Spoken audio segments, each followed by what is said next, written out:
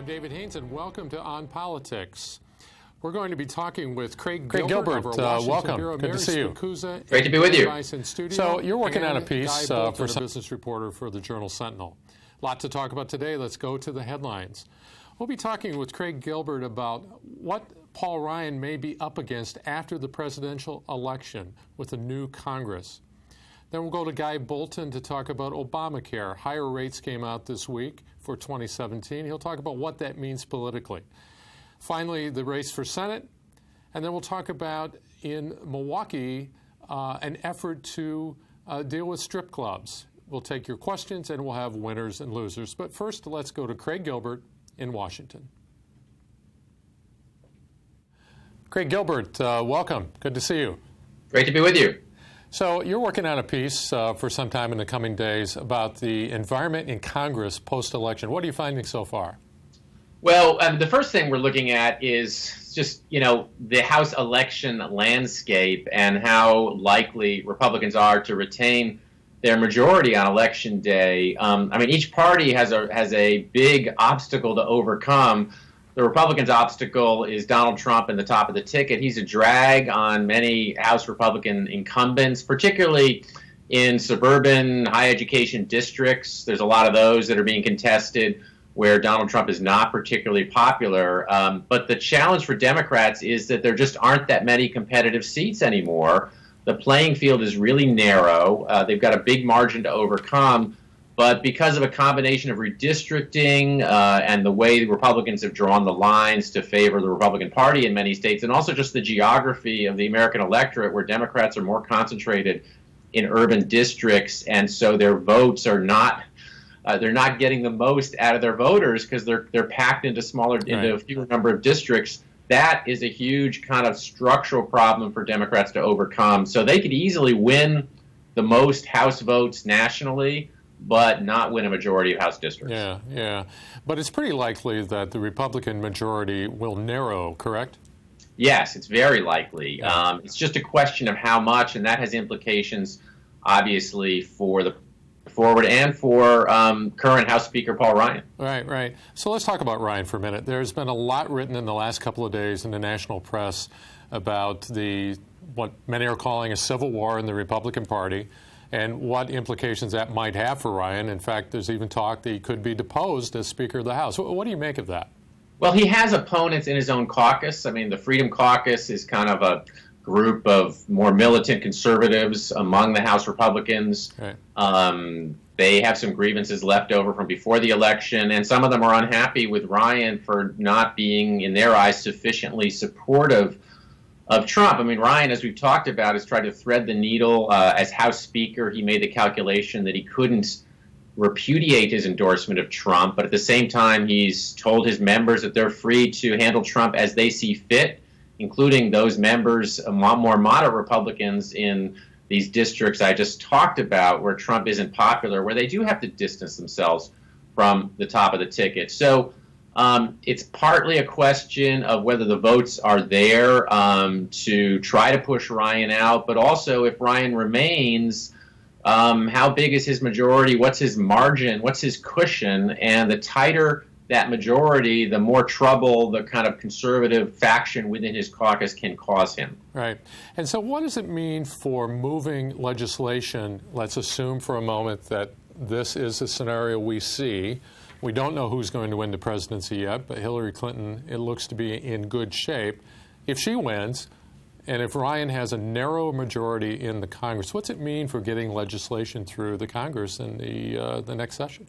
It means more of the same, which is sort of gridlock and paralysis. And particularly if there's a Democratic Senate, a Democratic president, and a House, a Republican majority in the House, there's just no common ground there. And it's hard to imagine a scenario where very much happens. The big drama could just be over whether they keep the government running and whether these kinds of showdowns and debt ceiling fights and this sort of lurching from crisis to crisis that we've seen sometimes in the past.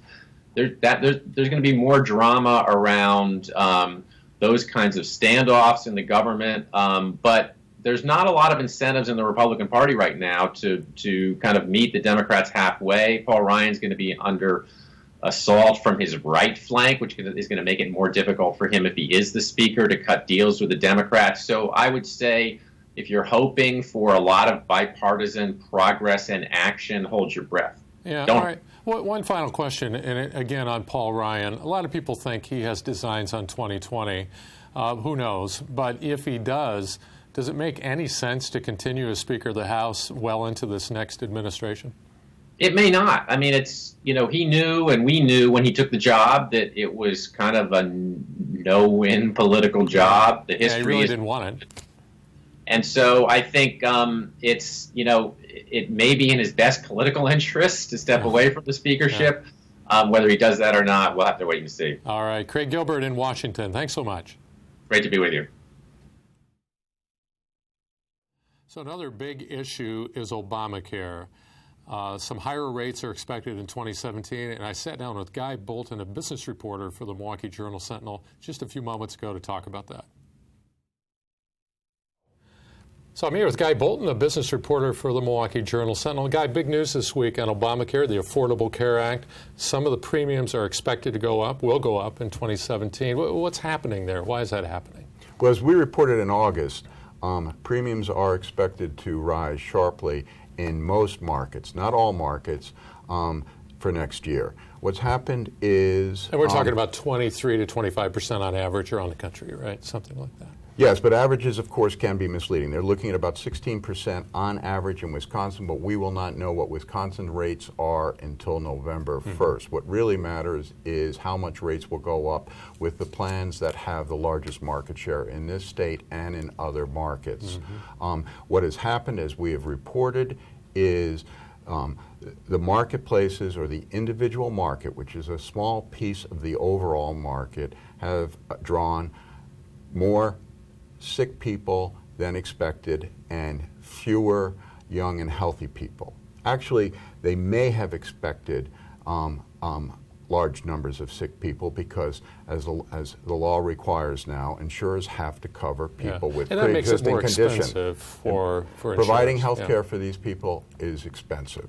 And what they were hoping was they would draw enough young and healthy people to offset that cost. That hasn't played out. That hasn't happened. In the meantime, you've had a couple of large insurers, who is it, United Healthcare, Aetna, Humana have all pulled out, so that makes an impact too. But how's this playing now politically? You wrote a story this week, great story this week, I'd recommend you all look at it, about how Hillary Clinton and Donald Trump would deal with it. This has become a big issue in the campaign. Trump is saying, blow up Obamacare. This is an example that it's failed and it has to go.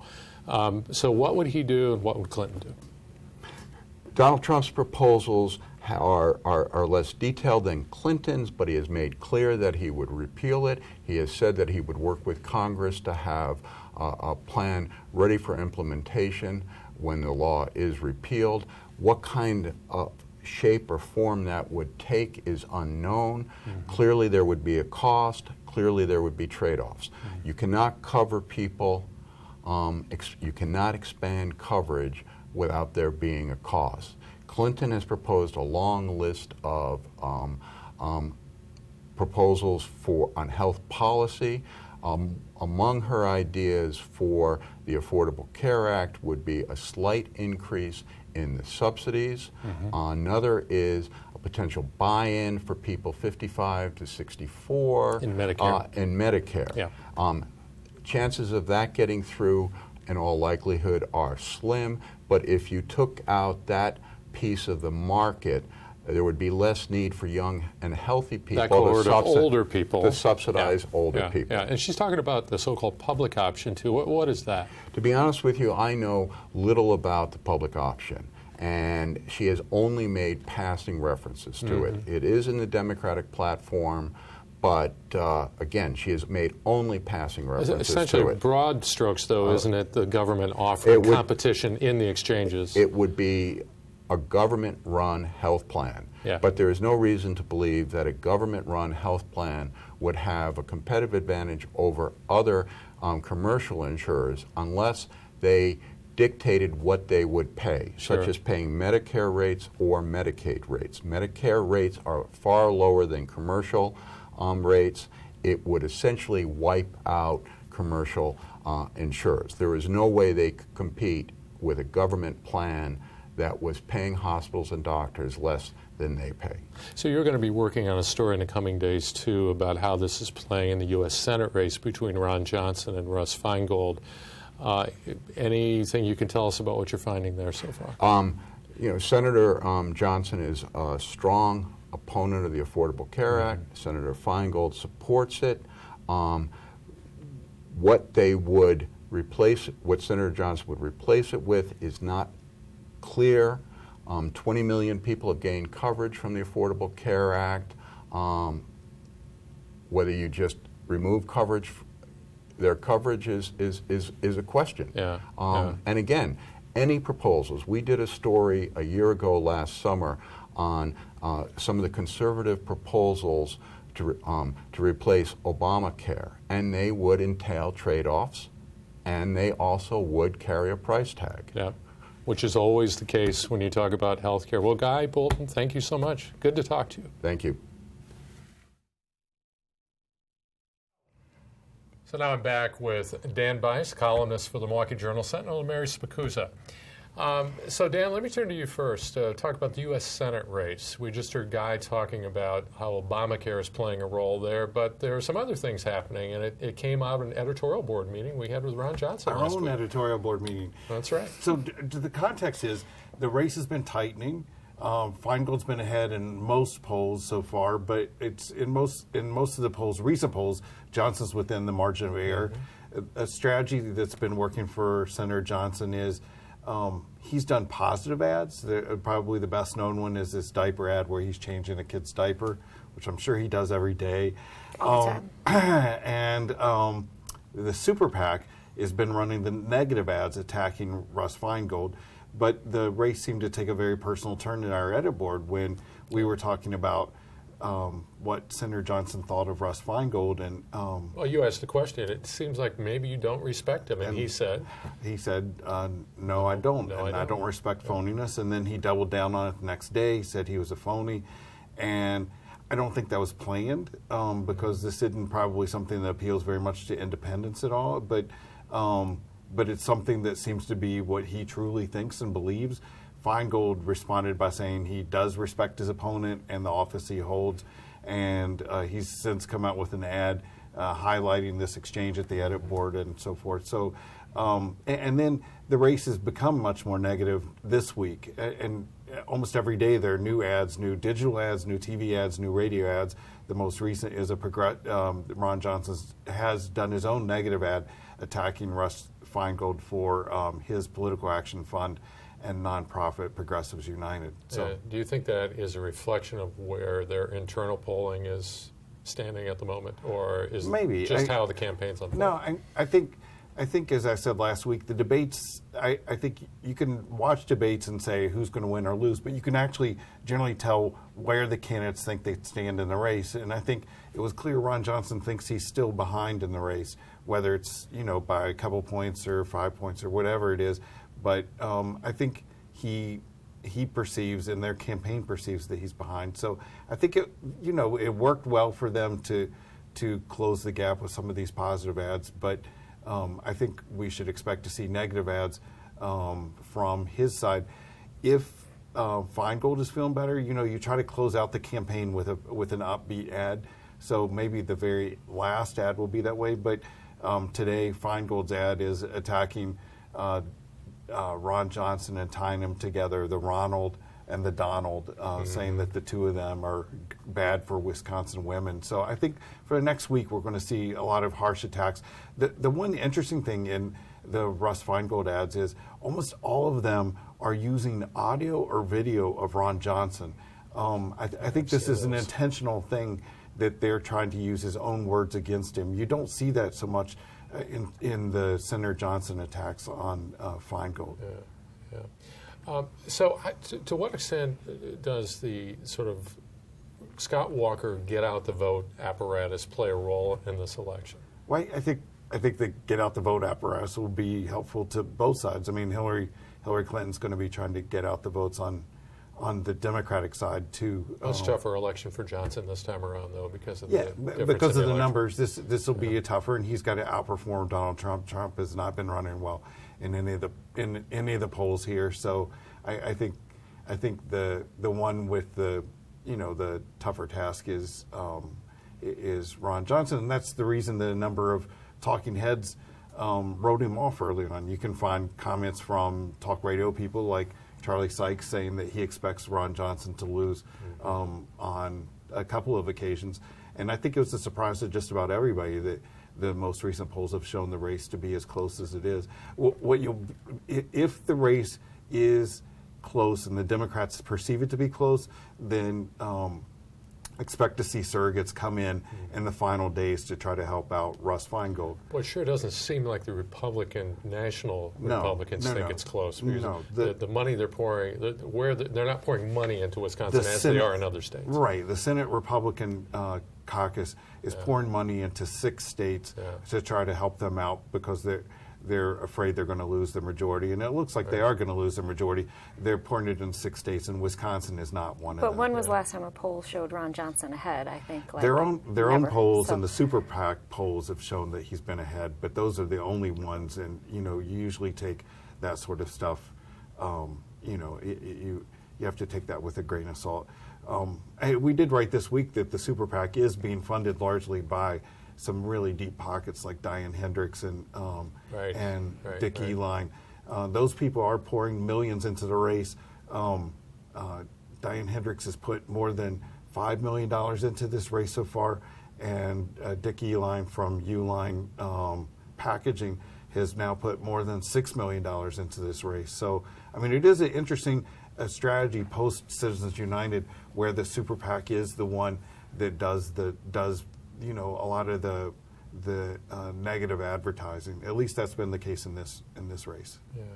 So let's turn now to another issue. Marion, I want to talk to you about this. Okay. There's an effort on the Common Council in Milwaukee to somehow regulate strip clubs in the city. Why don't you give us some of the background there about why that's happening and what they might try to do? So obviously the city paid almost $1 million to Silk Exotic over efforts to open their strip club downtown. This is like years of fighting where Silk's been trying to open, trying different locations. Other strip clubs have tried to open and are also suing. So basically, I think a lot of Common Council members are trying to figure out how to kind of stop the bleeding of somebody, whether or not they intend to open a strip club. Obviously, they say they do, but you apply for a license, you try to open, you get rejected, you sue, and you could Seems like a pretty good strategy. Yeah, I know. Maybe we should do something like this. Apply for a license, then sue when we get rejected and see how much money we get out of it. We'll see We're about working that. on our LLC yeah, now. we can talk to our CEO about that. Right. But so the city doesn't have any sort of framework for dealing with this, right? Well, It's the hard to city's existing framework it's gotten them sued, basically. They've tried to have ordinances that have been found to be unconstitutional, which has led to these big money settlements. So last week there was just another strip club that would be named the Cosmopolitan that wants to open in the heart of downtown, not too far from City Hall. Very classy. Yes, strip club. upscale. They said it would be Roaring Twenties themed, upscale, women in beautiful evening gowns, restaurant on the first floor, like restaurant bar first floor, strip club on the second. Basically, like we are a classy strip club. Women So in evening gowns for just a period of time.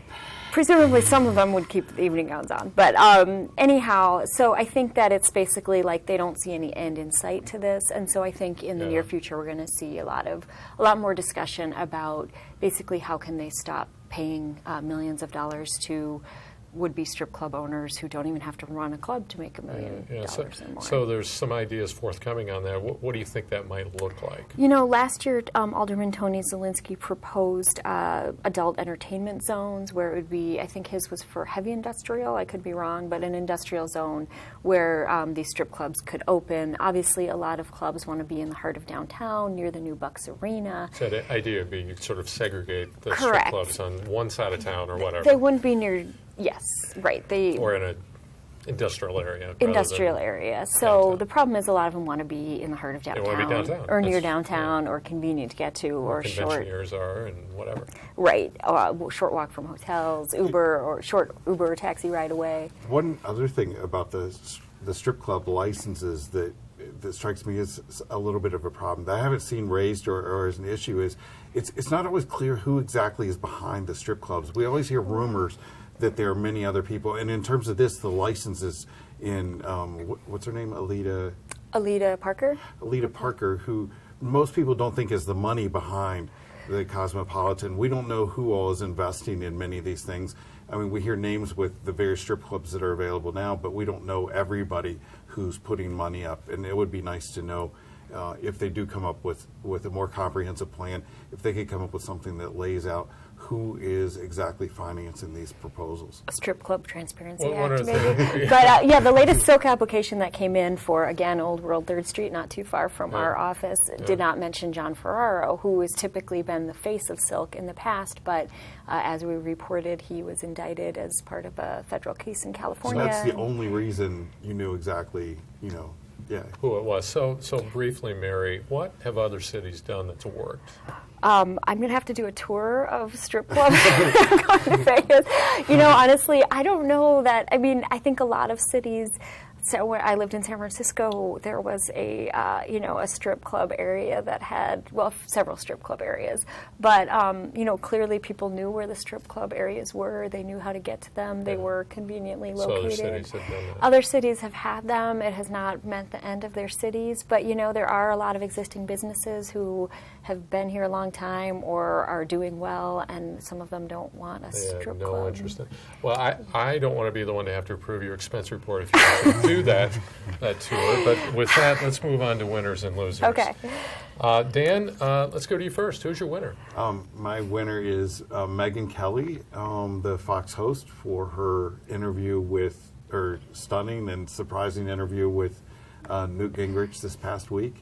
A pretty amazing interview in which she began talking about, the possibility that Donald Trump's going to lose, and the conversation took an unusual turn, and they began talking about whether the news media and whether she was obsessed with the women who are making allegations about Donald Trump and whether they're obsessed with sex or not. Right. And Mary, your loser is related, right? Yep, that would be Newt Gingrich, because I felt like as good as Megyn Kelly looked from that exchange, that Newt Gingrich did not come off looking so good. Everybody's like, what is he doing? Yeah, he accused her of being fascinated with sex and not interested in public policy. He wagged his finger.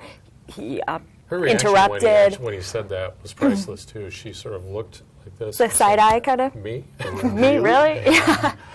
But he came off as, I felt like, very, I don't want to call him sexist, but he appeared to be sexist in that exchange. He was interrupting her. He was talking over her. He was saying, say it, Bill Clinton, sexual predator, I dare you to say it.